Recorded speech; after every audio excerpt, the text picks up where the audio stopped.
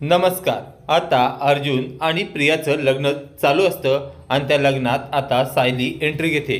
सायली एक धमाकेदार एंट्री घेतलेली असते आणि सायली आतमध्ये येते तर प्रिया म्हणते कोण आहे तिकडे। तेव्हा सायली म्हणते कोण म्हणजे काय, मी अर्जुन सरांची बायको, मी आले अर्जुन सरांशी लग्न करण्यासाठी। त्यावेळी प्रिया धावतच सायलीकडे येते आणि म्हणते तुझी हिंमतच कशी झाली इथे आणि तू इथं आलीच कशी काय। त्यावर सायली म्हणते काय येणार नाही, माझ्या नवऱ्याशी लग्न करण्यासाठी आलेली आहे मी। त्यावर आता प्रिया सायलीच्या कानाखाली मारायला जाते।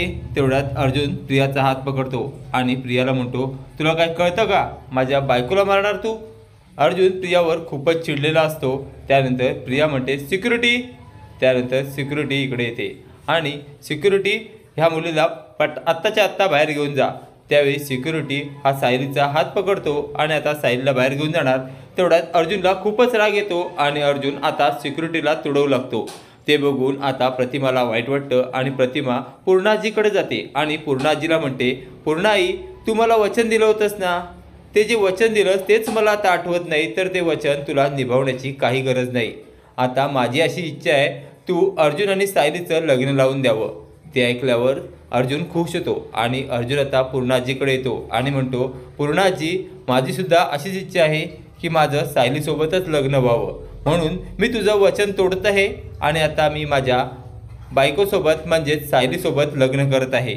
ते ऐकून आता पूर्णाजीला पण धक्का बसलेला असतो, पण प्रतिमाने सुद्धा तेच सांगितल्यामुळे पूर्णाजीसुद्धा तयार असते। आता अर्जुन हा सायलीसोबत पुन्हा लग्न करत असतो।